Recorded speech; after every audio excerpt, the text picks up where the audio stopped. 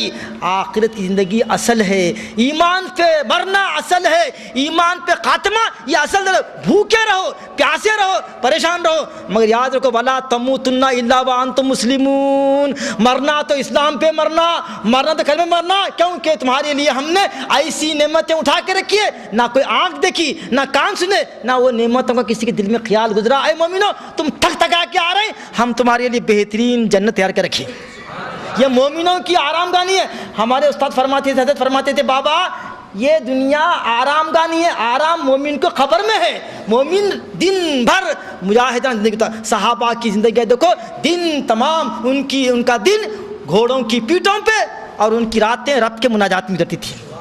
ایسے صحابہ تھے، انہی کے صدقے میں ہم کو آج ایمان ملا، اسلام ملا۔ اور آپ کہتے ہیں کہ اس زمانے میں میلاد تھی کیا؟ ہمارے حضرت فرماتے ہیں وہ تو ایمرجنسی پیریڈ تھا، صحابہ کو اتنی فرصت کہاں تھی کہ وہ ایسے آپ کے ساتھ میلاد کے جلسے منائے، جلوس نکالے؟ ارے وہ تو پوری زندگی ان سے جہاد سے تعبیر تھی، اسی لیے ان کو تو موقع نہیں تھا، مگر چہرے انور کو روزانہ وہ تکتے تھے نا جی، روز ان کی میلاد تھی نا جی۔ ان کو ہمارے سے کیا تھی؟ دوری نہیں تھی، نہ ہجرت تھی۔ صحابہ تو اس سے مالا مال تھے، ان کو کہاں ضرورت تھی؟ ضرورت تو ہم کو ہے، مگر اتنی بات بھی سمجھ میں نہیں آتی ان کے۔ تو میں عرض کر رہا تھا الذی یوسوس فی صدور الناس، کہ وسوسوں کو وہ ڈالتے ہیں دلوں میں۔ تو میں ایک بات عرض کر کے اپنی بات ختم کرتا ہوں۔ ہمارے حضرت فرماتے تھے، اور سنو بات، بابا دل کا کام سوچنا ہے، سنو غور سے، بابا دل کا کام سوچنا ہے، اور سوچ کو سوچ کاٹتی ہے، سوچ کو سوچ کاٹتی ہے۔ یہ جو دل کی سوچ ہے، جب بیٹھتے ہیں نا کچھ نہ، اسے کام ہی جو ہے اس کا فطرت ہے سوچنا سوچنا سوچنا، یہ سوچ کو کاٹو کس سے؟ اللہ کی سوچ سے۔ اللہ اللہ اللہ اللہ اللہ اللہ اللہ اللہ اللہ اللہ اللہ اللہ، یہ رٹ لگا دو، اس کو لگا دو ٹک ٹکی، تو تمہارے وسوسے خود بخود آ جائیں گے، اور جہاں اللہ کا ذکر ہوتا شیطان وہاں پھٹکتا ہی نہیں۔ سبحان اللہ سبحان اللہ۔ کتنے ایسے ہیں محفل میں جو اب تک بیعت کیے ہیں؟ بہت ہی، میرے خیال سے 10%۔ ایک کتاب آئی ہے میرے پاس امریکہ سے، اس کا نام ہے the inner aspect of faith, لکھنے والے ہیں شہید اللہ فریدی۔ ہمارے جو ہے ذوقی شاہ صاحب بہت بڑے بزرگ تھے، حضرت کو معلوم ہوگا، پاکستان میں گئے ذوقی شاہ صاحب، ان کے مرید ہوئے، تو انہوں نے ایک بڑی اچھی بات لکھی، انگلش میں ہے وہ، حضرت نے جو حکم دیا کہ ترجمہ اردو میں کرو، میں انشاءاللہ کر رہا ہوں۔ ایک ہی بات سن لو آپ، بزرگان جن تشریف پر میں اجازت سے عرض کر رہا ہوں۔ ہم سے پوچھتے ہیں لوگ بیعت کرنا ضروری ہے کیا؟ نہیں کرے تو کیا ہوتا؟ تو اس کا جواب یہ ہے بچہ بڑا ہو گیا، اسکول میں ڈالنا ضروری ہے کیا؟ نقل آلو، رکشہ آتا ہاتھ میں، بنڈی آتی ہاتھ میں، تعلیم دینا کوئی ضروری نہیں ہے جی، پالو اسی بیل کے ساتھ پالو، بڑا ہو کے تم کو مارتا۔ بچے کے بارے میں پوچھتے مول صاحب اسکول میں ڈالوں کیا میں؟ ارے بچہ بھی پیٹ میں تھا، نام رجسٹر ہوا، آپ کا تو یہ معاملہ اولاد کے حق میں، ابھی بچہ پیٹ میں ہے، رجسٹری ہو رہی کانوینٹ میں، بچی ہوئی تو کانوینٹ میں، بچہ ہوا تو سینٹ پال میں، یہ تو آپ کا ہے۔ تو بچے کے بارے میں، تعلیم کے بارے میں اتنے آپ چترائی سے کام لے رہے ہیں، تو پھر اپنے ایمان کے بارے میں اور آپ کی ترقی کے بارے میں آپ کو فکر نہیں ہے؟ پوچھنے کی ضرورت ہے کیا بیعت کرنا کیا؟ ارے ایسی نعمت ہے، ہمارے محدث دکن فرماتے ہیں بابا 4 اعمال ایسے ہیں جس سے گناہ ایسے معاف ہوتے جیسا کہ اس نے آج ہی پیدا ہوا۔ 4 اعمال ایسے ہیں جس کے کرنے سے ایسا وہ پاک ہوتا ہے جیسا کہ ماں کے پیٹ سے آج ہی پیدا ہوا۔ ایک تو معلوم ہے نا، حج کرنے والا اگر فسق و فجور سے بچا رہا اور لوٹا بغیر کسی لڑائی جھگڑے کے، حج کے پورے مناسک ادا کیا اس کے حق کے ساتھ، تو ایسا لوٹتا ہے جیسا کہ اس کی ماں نے اس کو آج ہی پیدا کیا۔ یہ شرف حجاج کو ہے۔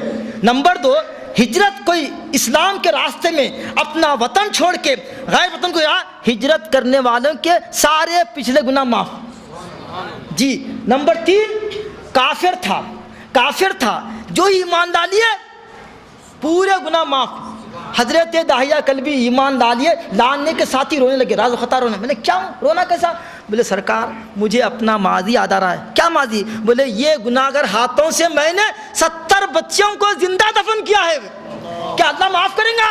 فوری آئی بشارت کہ کہو داہیہ سے ہم نے 60 سال کے پورے گناہ اس کے معاف کر دیے اس کے. سبحان اللہ سبحان اللہ. اور سنو ایک بات آپ کے لیے، حضور فرماتے ہیں یا اللہ داہیہ کلبی کی ایک شہادت سے 60 سال کے گناہ تو معاف کرنے والا ہے، غفور ہے، رحیم ہے، تو میری امت تو تیری مالا جپتی ہے روزانہ، تو ان کی بخشش بھی کر دے گی انشاءاللہ. سبحان اللہ سبحان اللہ. داہیہ کلبی کے ایک کلمے سے تو 60 سال کے گناہ معاف کر دیا، 70 گناہ معاف کر دیا. میری امت کے بولو تو کلمہ پڑھتے ہیں، یا اللہ تو ان کی مغفرت فرما. آمین. یقیناً ہوتی انشاءاللہ. فاذکرونی اذکرکم، تم اللہ کو یاد کرو اللہ تم کو یاد کرتا. یہ سورے پڑھنا، دعائیں پڑھنا، دیکھو ایک فارمولہ ہے، کچھ کرنا نہیں ہے. مسنون دعائیں اپنے بچوں کو یاد دلا دو، خود پڑھا کرو. گھر سے نکلتے خود دعا، آتے خود کی دعا، کھانا کھانے خود دعا، کھانا کھانے کی بات کی دعا، جی سوتے خود کی دعا. یہ دعاؤں کو یاد کر لو. آپ کی تعریف قرآن میں آئی ہے کیا؟ ان فی خلق السماوات والارض واختلاف اللیل والنہار لآیات لأولی الالباب، کہ زمین اور آسمانوں کی پیدائش میں، ان کی تخلیق میں بہت بڑی بڑی نشانیاں ہیں. کس کے لیے؟ سمجھدار لوگوں کے لیے، اہل فہم کے لیے. اب سنو، اہل فہم کون، سمجھدار کون؟ آپ کی تعریف ہے. اولی الالباب کون؟ الذین یذکرون اللہ قیاما وقعودا وعلی جنوبہم، چلتے چلتے، بیٹھے بیٹھے، لیٹے لیٹے اللہ کو یاد کرتے رہتے ہیں. یہ عقل مند بندے ہیں، یہ عقل مند بندے ہیں. تو آپ بھی چاہتے ہو عقل مند بند بننا، اللہ کی رحمت میں توجہ کرنا چاہتے ہو، تو وہ جو دعائیں ہیں جو سرکار سکھا دی ہمارے کو، اس کا کم سے کم ورد کرو. یہ قیاما وقعودا وعلی جنوبہم کی تعریف میں انشاءاللہ آ جائیں گے. اور سب سے بڑا سرکار کا احسان کیا ہے ہم پر؟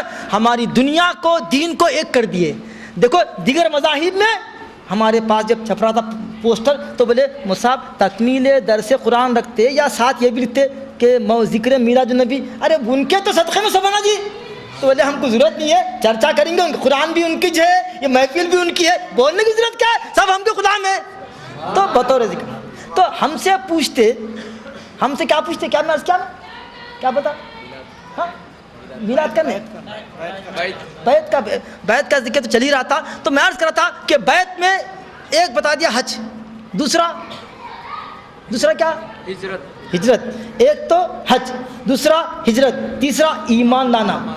ہمارے پیر دادا پیر فرماتے ہیں جب کوئی بندہ کسی اللہ والے کے ہاتھ پر اس کو گواہ رکھ کے جب توبہ کرتا ہے تو گناہوں سے ایسا معاف ہوتا ہے جیسا کہ وہ آج ہی پیدا ہوا. سبحان اللہ سبحان اللہ. میری بات نہیں ہے، محدث دکن کی بات ہے. نوٹ کر لو کتاب کا نام، کیا نام ہے؟ سلوک مجددیہ میں لکھا ہوا ہے. چونکہ طالب علم ہونا میں اسی لیے بات حوالوں سے کرتا ہوں، حولوں کے لیے، حوالوں کی بات کرتا ہوں، حولوں کے لیے جو سوال کیسے کرنا، کیا بیعت کرنا، کیا ان کے لیے. آپ تو ماشاءاللہ عقل مند ہے. اور یاد رکھو یہ محفل سے اگر چاہتے ہو فیض لے کے اٹھنا، ارادہ کر لو کسی اللہ والے کے ہاتھ پر اپنے آپ کو حوالے کر دو، ایمان محفوظ ہوگا انشاءاللہ. یاد، یہ بہت بڑی نعمت ہے. میری گزارش ہے، پھر موقع ملے گا نہیں ملے گا آپ سے خطاب کا، میری گزارش ہے کہ آپ کے حیدرآباد میں ایک سے اعلیٰ چوٹی کا عالم ہے، صوفی ہے، اور مشائخین حیدرآباد میں موجود ہے. تو ہم کو چاہیے کہ ان کے صحبتوں سے ہم کو فیض اٹھانا چاہیے. آخری بات ہے من الجنت والناس. اور یہ جو شیطان ہوتے ہیں جنات میں سے بھی ہوتے ہیں، انسانوں میں سے بھی ہوتے ہیں. بعض بشکل انسان، انسانوں کے روپ میں آ کر تم کو پھٹکاتے ہیں. تو تم کو چاہیے کہ اگر کوئی بات ایسی بتا رہا ہے کہ دین سے ہٹے ہوئی ہے، شریعت سے ہٹے ہوئی ہے، اور اللہ تعالیٰ سے تم کو متنفر کر رہی ہے، ایسی باتیں اگر کوئی کرنے والا ہے تو اس کو سمجھو کہ شیطان ہے انسان کی صورت میں. من الجنتی والناس، تو جن کی شکل میں بھی ہے اور انسانوں کی شکل میں بھی آتا ہے شیطان. شیطان انسان کی شکل میں آتا ہے، آ کے بھٹکاتا ہے. اسی لیے شیطانوں کے شر سے بچو. اور اس کا سیف طریقہ کیا ہے؟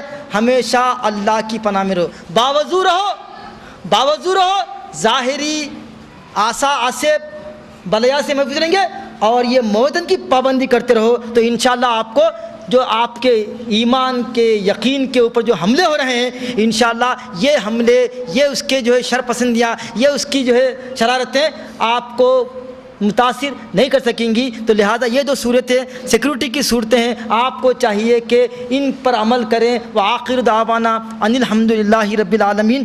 اب جو ہے